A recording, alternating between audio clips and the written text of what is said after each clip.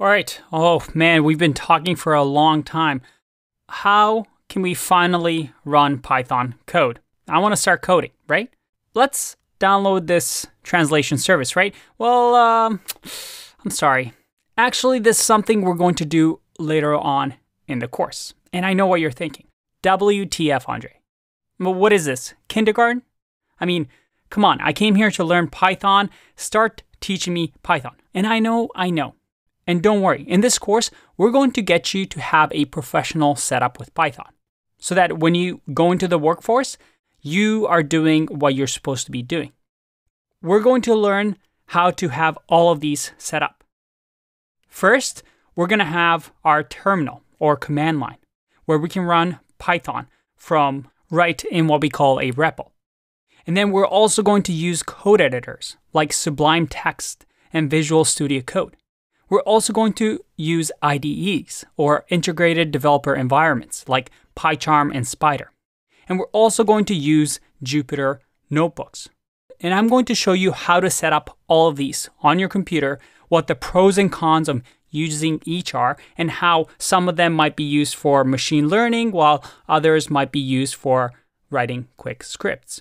And I know this is a lot, but it's good to have these skills depending on what type of job you want. And if you're a professional Python developer, well, you should be using most of these. But there's a problem if I start introducing this in the course right away. You see, these tools, you have to install differently based on what computer you have. So if you're using a Mac, a Windows, a Linux, maybe you're using a mobile phone. Because we want to get started right away and write some code instead of worrying about installations and making sure that your computer is all set up, I want to make sure that all of us can get started right away, no matter what device you're on. Now, if you're really keen, head on over to the section where I show you how to install all these on all of your devices so that you have it set up, and you can come back to this section. But I warn you, it's easy to run into problems and get confused when installing these tools.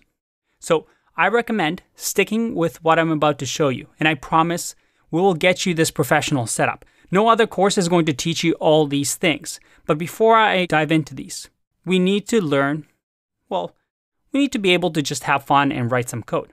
So what is this trick that I keep mentioning where we don't have to install any of these and still run Python? It's called REPL. You see, instead of us having to download this, we can go to repl.it. And when you go here, you'll get a login screen. Now, I recommend creating an account on here because, trust me, it's going to be very useful. It's one of my favorite tools. And it allows you to save Python files just online. For example, once you log in and create an account, you can just create a new REPL, choose the language that you want to use. In our case, we want to choose Python. We can name our REPL. So we can just call it hey, and we can just create our REPL. And check it out.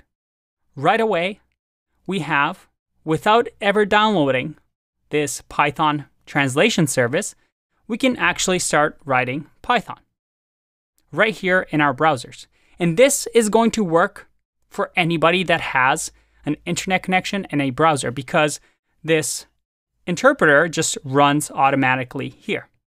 And the beauty with REPL is that, well, you can save these files, you can have different folders. So as we work through the course, you can actually have a folder for all your Python work and just have a really nice organized file structure that you can access anywhere you have internet connection. Now, if you don't want to sign up for repl.it, it's completely free. You can also use this open source glot.io, which again, you go to Python and you're able to run Python online. So take your time, sign up for repl.it, and let's get started with our first Python program. I'm finally getting there. In the next video, we're going to write our first piece of code. No more waiting. It's coding time. So I'll see you in the next video.